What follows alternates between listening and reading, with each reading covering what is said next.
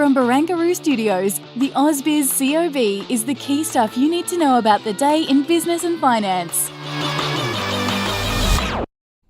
You're watching the COB on ausbiz or listening to us on podcast form. I'm Juliette Sarli on a day when we've had very good gains across the market. We were expecting a gain of around 1%, and that is pretty much what we got when we saw the NASDAQ and S&P 500 indexes overnight again hit record highs. Let's just check in on where the CBO 200 is tracking as we round out the day's trade. There you go, a gain of around 1%, and a similar move of around 0.9% higher on the ASX 200, 7,884. At one point we were above 7,900, just pulling back from that slightly. But look, it's really hard to find a loser today. In fact, you've seen every sector moving higher. We don't have the same tech exposure on our resource heavy market, but we did have some good gains coming through from the likes of Xero and some of those other tech players as well.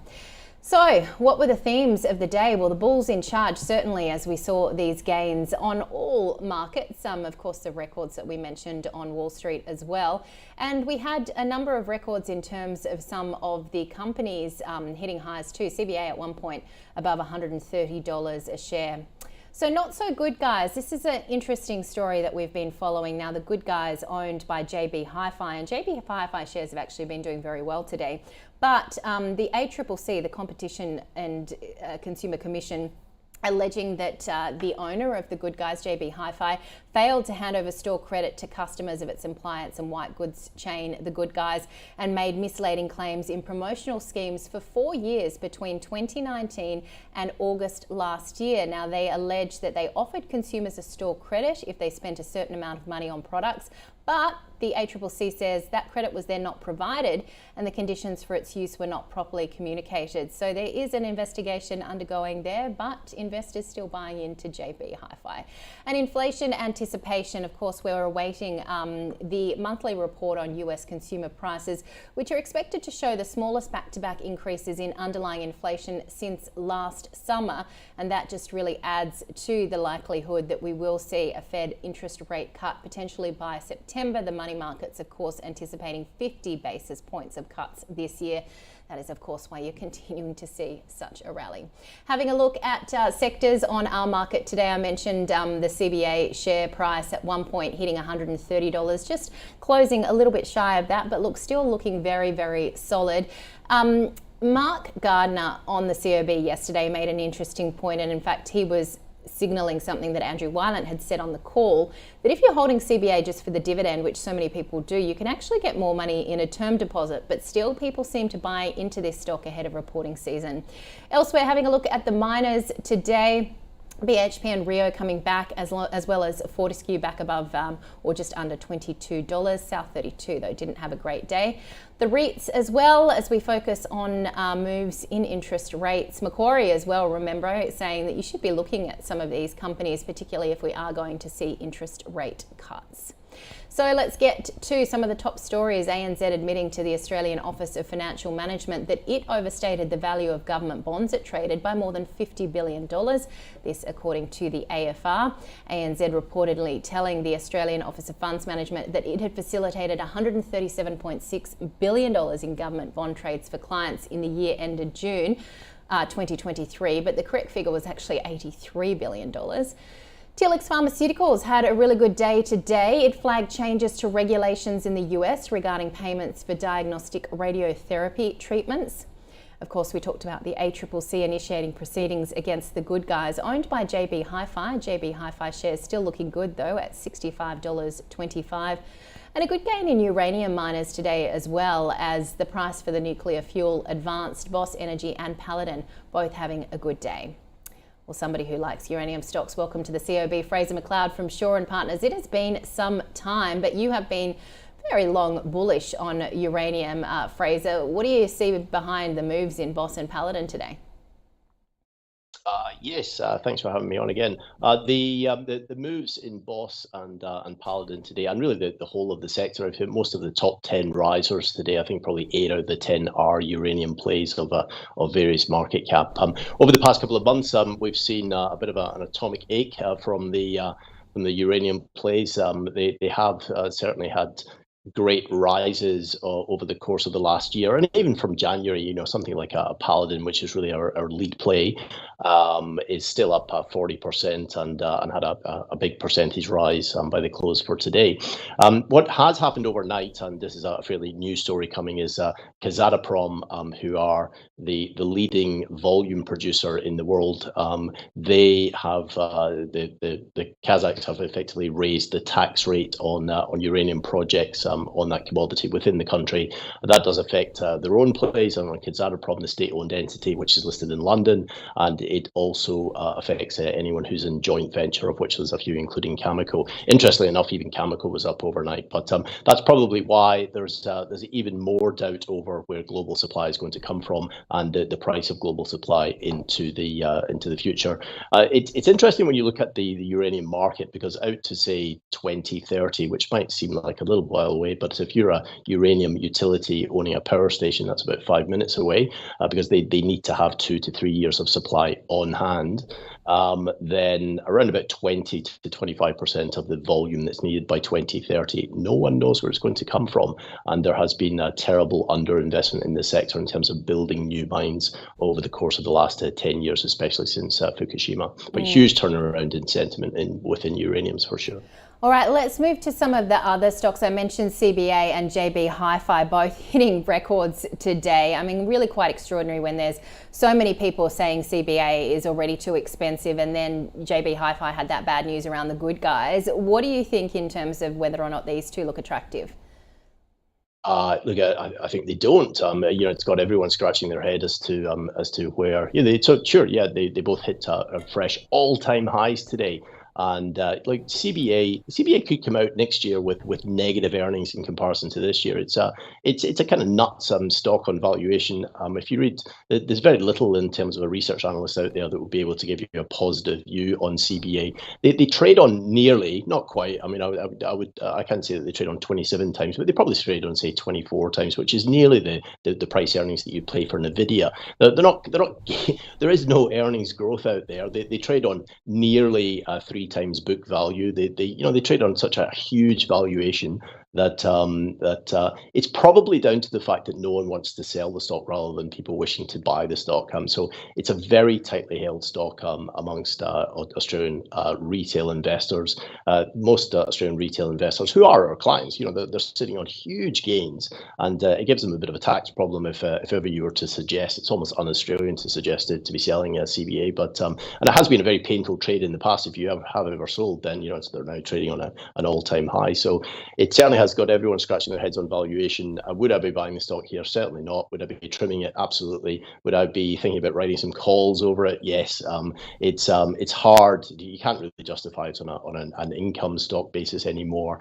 And there is the potential challenge. Whilst they say that bad and doubtful debts are under control, we are in a higher rates for longer environment here in Australia. They're very exposed, they're certainly a very exposed bank to the Australian consumer and to Australian housing market. So I'd be cautious over that one. On JB Hi-Fi as well, we don't have much in the way of discretionary retailers out there. It wasn't so long ago that JB Hi-Fi was trading at say $43. That was a year ago. It's now trading in today's market, it's now trading at $66. They tick today. So caution over that. It was only a few weeks ago that JB Hi-Fi was saying that they're really cautious and there's lots of competition around in the retail market. There was a story going around that JB Hi-Fi, we're all going to need to go to JB Hi-Fi to replace our computers and do that faster because of the spread of AI. It seems that everyone is trying to catch on to the AI wave, but for JB Hi-Fi, no thanks. I think they're trading about 17 times, and you can have it. All right. So the broader market, and this is a question you pose, is it expensively positive or positively expensive? Look, it's a market that we have to be pretty cautious on. So it's we do now live in a world whereby rates are generally higher, especially here in Australia. It's how much you're going to be paying for this growth. So in the US, you pay say 23 times, which is a very high figure historically for a decent amount of growth. If you look over growth over the next 2 years, you're probably going to get about 13% earnings per share growth out of the US market. It's a much lower figure that you get out of the percentage rate of earnings growth that you get. It's pretty measly, sort of 4 or 5% that you might get out of the Australian market, which is not too compelling. Although you do pay less, you pay about say 17 times for our market. The challenge is it's a very, very concentrated market as well. Everyone knows that stocks like Meta or certainly Nvidia or Alphabet or Apple or Tesla or if any of the ones like Microsoft especially that form the Magnificent Seven. Magnificent Seven is now worth $16 trillion, just $16 trillion. Now that seems like a very big number, and it is. But when you compare that against the entire stock markets of the world, ex-US, make up 20 trillion. Now, so it's if they continue on this trajectory, it won't be long until just those 7 stocks are worth just about as much as the entire rest of the world if you discount the US market, which does seem a bit crazy. It does seem a bit 2000 if you're around then, sort of 1999 into 2000, and yes, it's I do think there will certainly still be money to be made, but you have to be managing the risk in terms of how much you're paying for these earnings and how long the earnings will continue. So generally, when returns are lower, when volatility is pretty low, and when valuations are pretty high, and valuations are high, and volatility virtually everywhere is pretty low. So pretty cautious over valuations. We're not to stick our neck out too much in terms of chasing reward at much higher price relative to earnings growth that's available. And Fraser, just a quick final question. Why do you think volatility is low, or at least artificially low at the moment? Yeah, it is a real challenge, and if you are a derivatives advisor and you're looking to be able to write some options premium, it's pretty thin on the ground. So volatility is low. Volatility does change, however. It's just that volatility has been low for a very, very, very long time. People seem to be coping with that and coping with a market that has some direction. So it will be the case, and I can't call that one for you, but probably it will be the case. There'll be some external shock that will give markets a bit of a jolt, whether that would be valuations going down or maybe some political risk. We have a major political risk at the end of the year. Maybe that'll break a change from having ultra low volatility. But for now, volatility is low and valuations are high, and a market does seem to look a little bit silly in some areas. So we're sticking with those companies that can perform in any environment. So it's a time to stick with dependable stocks and just be very, very cautious over where valuations are getting absolutely stretched on absolute all-time highs along with all-time PE highs. All right, Fraser, thanks. As always, good to see you after so long. Fraser McLeod from Shaw and Partners. All right, the stock of the day was Net Wealth. The company says it received record inflows over full year 24. Mark Gardner and Grady Wolf spoke to Koshi about the stock.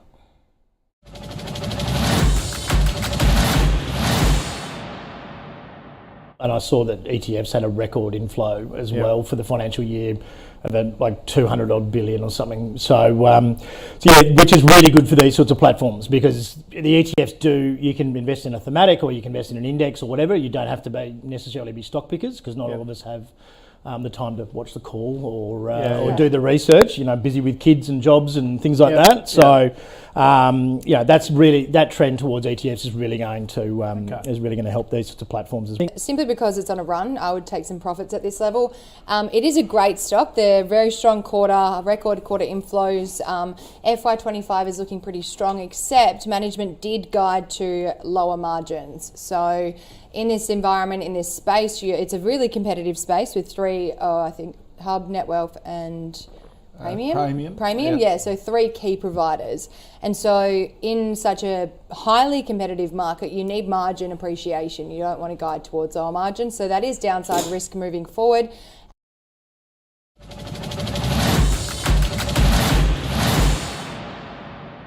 All right, let's have a look at some of the market leaders in today's action. We talked about Telix Pharmaceuticals. It's had a great day, up 10%, and also the moves in those uranium players, as you can see reflected by Deep Yellow, Paladin and Boss Energy. Perseus Mining also looking good In the laggard space today, net wealth, of course, our stock of the day that we just heard about, 4.3% lower. HUB24 also under some pressure, along with SiteMinder, Illumina and Insignia Financial, which did update the market after, of course, that slump coming through yesterday. Let's have a look at the small end of town. You can see Cettire there up 16%. Some of the resource stocks as well, along with the agri-stock Select Harvest. And to the downside, look, a little bit of a theme there in terms of some of the energy and mining stocks, along with Optiscan Imaging, which was down 6.5%. So what are we looking out for tonight? Of course, the monthly CPI figure coming through. Unemployment claims as well, those weekly numbers, the federal budget balance, and we've got a couple of Fed members speaking as well, Raphael Bostic and Alberto Musalem, which is interesting after that inflation print because we want to see more clues as to when or whether we may see a September rate cut. All right, tomorrow we've got June PMI across the ditch, China trade balance and Japan industrial production month on month. Pretty quiet though locally. But of course it won't be quiet here at Ausbiz. We will bring you all the market action on a day or following a day when we saw a 1% gain on the CBO 200. And of course, when it comes to the moves on the ASX 200, it was up 0.9%, 7,889, 73 points, a new 50-day high, in fact. And of course, Telix was the front runner today. All right, we'll be back from 9:40 Eastern tomorrow for the final trading day of the week. We'll catch you then.